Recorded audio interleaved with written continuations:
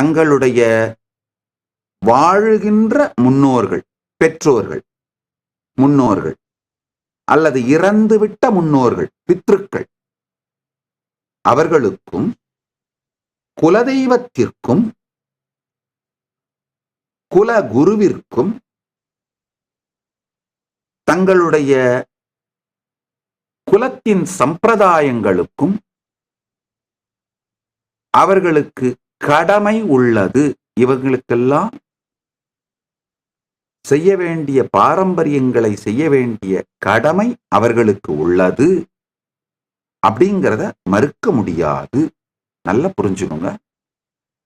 மனிதன் எந்த நிலையிலே இருக்கின்றானோ அந்த நிலையில் அவனுக்கு எந்தெந்த உதவிகள் செய்யப்பட வேண்டுமோ செய்யப்பட்டு அவன் அடுத்தடுத்த நிலைக்கு செல்வதற்கு வழிகாட்டப்பட வேண்டும் அப்படிங்கிறது தெளிவா இருக்க. நான் என்னுடைய அனுபூதிப்படி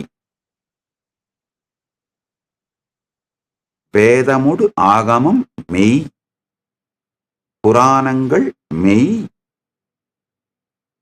இன்னொரு விஷயம் நல்லா தெளிவா சொல்ற, புரிஞ்சுக்கோங்க. இப்போ என்னுடைய ஆத்ம பிரமாணம், என்னுடைய அவிச்சின்ன குரு பரம்பரையான குருமார்கள், ஆப்தர்கள் எனக்கு அருளிய ஆப்த பிரமாணம், சாஸ்திர பிரமாணம், இந்த மூன்றும்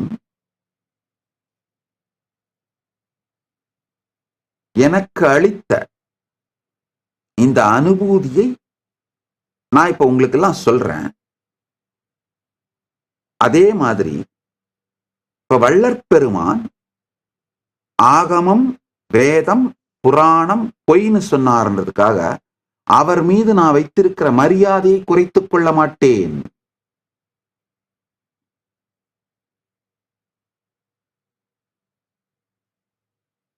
கொஞ்சம் பொறுமையா கேட்டீங்கன்னா தான் இந்த காம்ப்ளெக்ஸ் ஸ்ட்ரக்சர் புரியும்.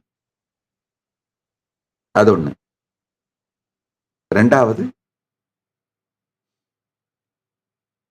நாங்களே முழுக்க முழுக்க சைவர்கள் மட்டுமல்லாத ஜீவகாருண்யத்தையும் அகிம்சையையும் வாழ்பவர்கள்.